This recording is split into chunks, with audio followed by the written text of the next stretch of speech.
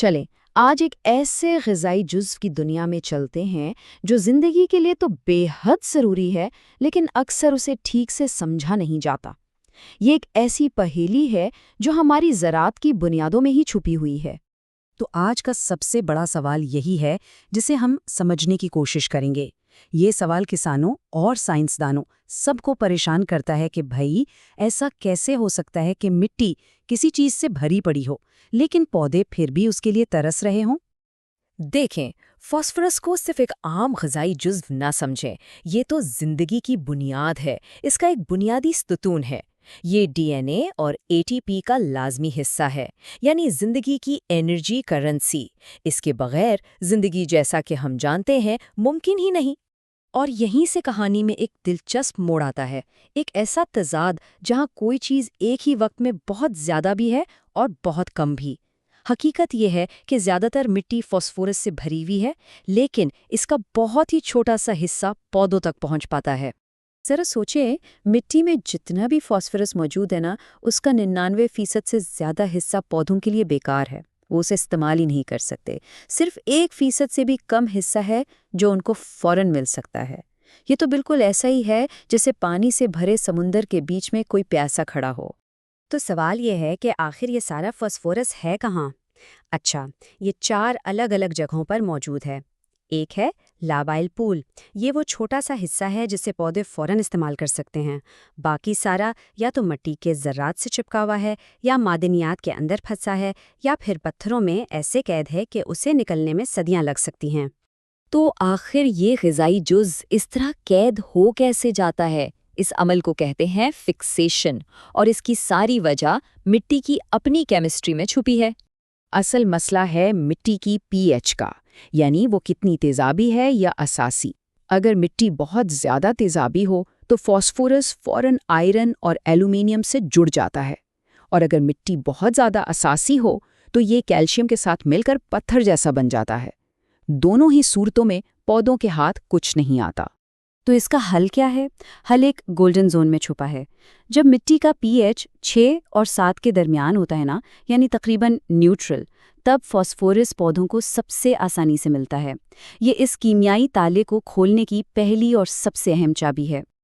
لیکن یہاں ایک امید کی کرن بھی ہے۔ پچھلی کئی دہائیوں سے جو کیمیائی کھادیں استعمال ہوتی رہی ہیں، ان کا جو حصہ پودے استعمال نہیں کر سکے وہ مٹی میں جمع ہوتا رہا ہے۔ اسے کہتے ہیں میراثی فاسفورس۔ یہ سمجھے کہ ایک بہت بڑا چھپا ہوا خزانہ ہے جو بس کھلنے کا انتظار کر رہا ہے۔ اور اس خزانے کو کھولنے کی چابی کیمیکلز نہیں بلکہ بائیولوجی ہے۔ چلیں ملتے ہیں اس کہانی کے اصلی ہیرو سے، وہ چھوٹے چھوٹے جاندار جو قدرت نے اس تضاد کو حل کرنے کے لیے ہی بنائے ہیں۔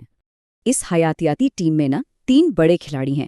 ایک ہے مائکورائزل فنگس جو پودوں کی جڑوں کو ایک طرح سے بڑھا کر دور دور سے فاسفورس کھینچ لاتی ہیں۔ دوسرے ہیں فاسفیٹ کو حل کرنے والے جرثومے جو قدرتی تیزاب بنا کر معدنیات کو توڑتے ہیں۔ اور تیسری خود پودوں کی جڑیں ہیں جو اس پورے عمل میں ان کی مدد کرتی ہیں۔ اور ان فنگس کی طاقت کو معمولی مت سمجھیں، یہ کوئی تھوڑی بہت مدد نہیں کرتی، بلکہ پودوں کی فاسفورس حاصل کرنے کی صلاحیت کو 20 سے 40% تک بڑھا سکتی ہیں۔ یہ ایک بہت بڑا فرق ہے۔ اچھا، تو یہ کام کیسے کرتے ہیں؟ یہ بڑا منظم طریقے سے ہوتا ہے۔ سب سے پہلے یہ جرثومے معدنیات میں قید فاسفورس کو ڈھونڈتے ہیں، پھر یہ قدرتی تیزابوں کا ایک طاقتور مکسچر خارج کرتے ہیں۔ یہ تیزاب معدنیات کو ایسے گلا دیتے ہیں جیسے سرکہ کسی سخت چیز کو نرم کر دیتا ہے، اور بس فاسفورس آزاد ہو جاتا ہے۔ تو اب جب ہمیں مسئلہ بھی پتہ ہے اور اس کا حیاتیاتی حل بھی، تو سوال یہ ہے کہ ہم اس ریسکیو ٹیم کی مدد کیسے کر سکتے ہیں؟ یہیں سے ایک پائیدار نظام کی بات شروع ہوتی ہے۔ یہ بات سمجھنا بہت ضروری ہے کہ ہم ہمیشہ کے لیے کانوں سے فاسفورس نہیں نکال سکتے۔ یہ کوئی لامحدود چیز نہیں ہے، یہ ایک دن ختم ہو جائے گی۔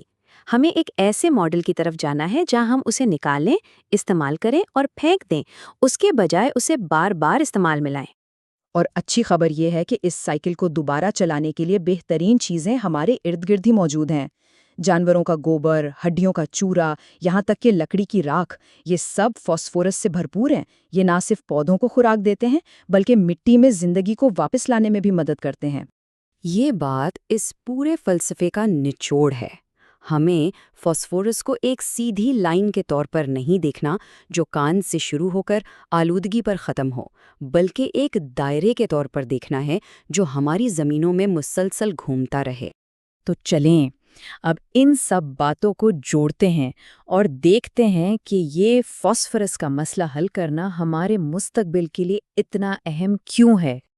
ये सिर्फ खेतों और मिट्टी की केमिस्ट्री की बात नहीं है, इसका असर बहुत गहरा है। ये हमारी खुराक की हिफाजत से जुड़ा है, हमारे कुदरती वसाइल के तहफ़्फ़ुज़ से जुड़ा है, हमारे दरियाओं और झीलों को साफ रखने से जुड़ा है।